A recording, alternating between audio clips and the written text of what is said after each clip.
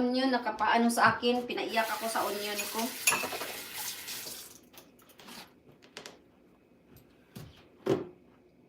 Busy din ako sis, preparing food for 150 people sa party mamaya. Wow, ang dami sisi. Oo nga sisi. Ako nag-live din ako doon sa ano ko, sa Facebook ko.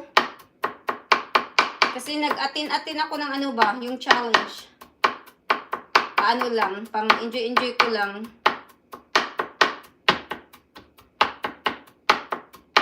Thank you sis Lorna ha. Sandali lang, puntahan din kita. Buhay palingki, thank you.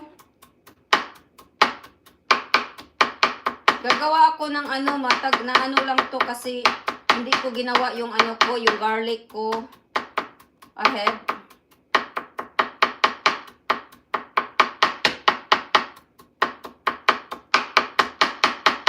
Kung may ano kayo, garlic powder, pwede naman ang garlic powder dito.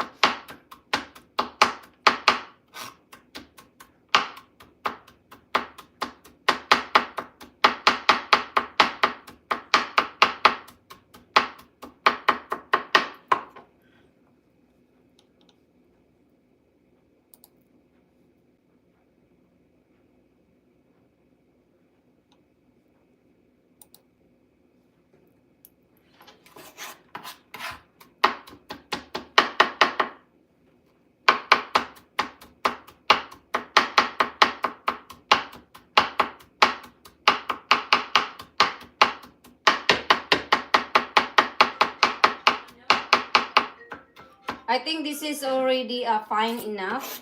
So this is enough.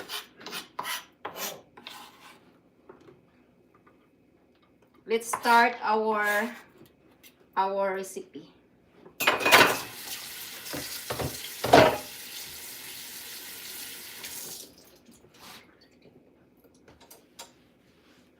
Kuha tayo ng yung salt natin at saka garlic.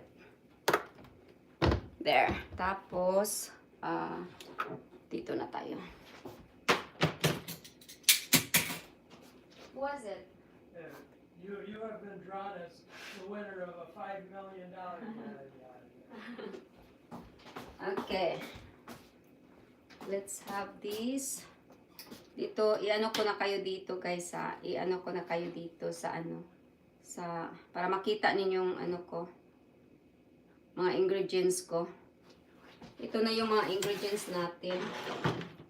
Yan siya.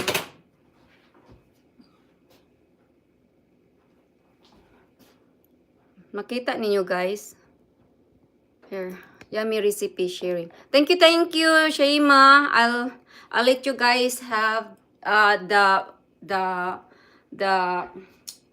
what's that now? The picture or the camera goes to the recipe.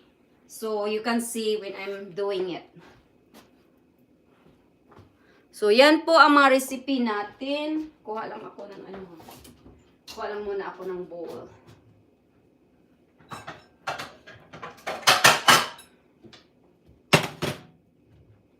Yan. Kuha lang muna ako ng bowl.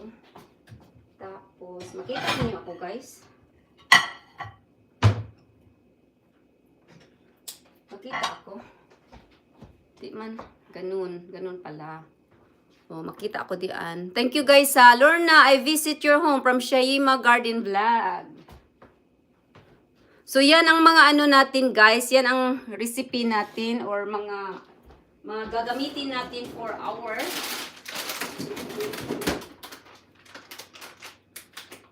cheesy potatoes.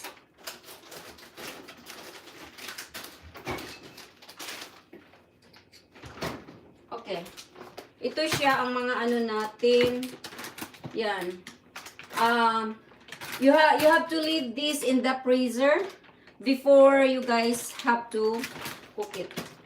So, yan siya. So, ang unahin natin dito, mag-ano muna tayo ng sour cream. Kita naman siguro niyo